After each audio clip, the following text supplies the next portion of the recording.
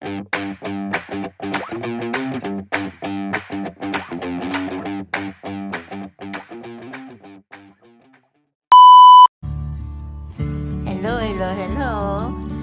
Mag-aano lang tayo sa payment method natin, ha.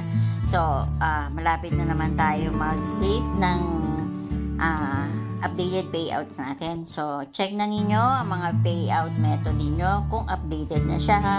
Para wala na kayo magiging problema just in case na meron kayo mapipayout this coming October.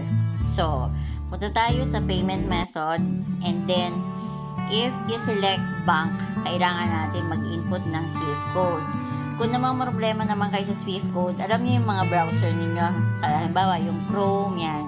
Punta kayo sa Chrome, tapos yung sa may search area ng Chrome, i-type lang ninyo doon yung bank Swift code. Kung anong bank ninyo, tapos halimbawa, pwede nyo ilagay na Swift code of KUB, gano'n. Swift code of UB, yung gano'n.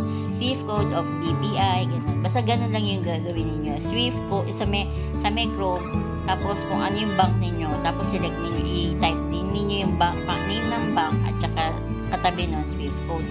Automatic lalabas na kung ano yung Swift code ng banko ninyo doon. Yun yung i-input nyo doon sa Swift code na hinahanap din sa ating payout method. If PayPal naman sa inyo, madali lang naman yan. I-link ninyo yung PayPal ninyo sa GCash. Pasok kayo sa GCash, tapos link PayPal, then input mo yung PayPal mo doon, at saka yung email number ng PayPal mo, at saka yung cellphone number na gamit ninyo doon sa may PayPal account ninyo. Pag meron na kayong, pagka napasok na ang payout ninyo sa inyong PayPal, kailangan muna ninyong i-convert yan sa peso para i-transfer niya sa GCash. So, paano mga ano yun? Punta uli kayo sa Chrome, punta uli kayo sa browser ninyo, sa Chrome, open ninyo yung PayPal ninyo, tapos click niyo yung sa may wallet. Pagka na-click na ninyo yung wallet, click ninyo yung conversion. Lalabas dun yung currency conversion, i-click ninyo yon, and then select ninyo yung i-convert ninyo sa peso. Pagka na-convert na ninyo yun sa peso, mag-okay na yun. Makikita naman ninyo yun eh. Pagka na-click na ninyo, na-convert na ninyo ang inyong payout sa inyong peso, pasok kayo doon sa may GCash uli. Okay na, pagka na-convert na ninyo sa peso yung inyong PayPal account, PayPal money. Pag na-convert na ninyo yan sa peso, punta kayo sa inyong GCash account, tapos di ba meron kayong makikita pag in-open niyo, meron kayong makikitang cash in. Click niyo yung cash in, and lalabas na niyo doon yung PayPal.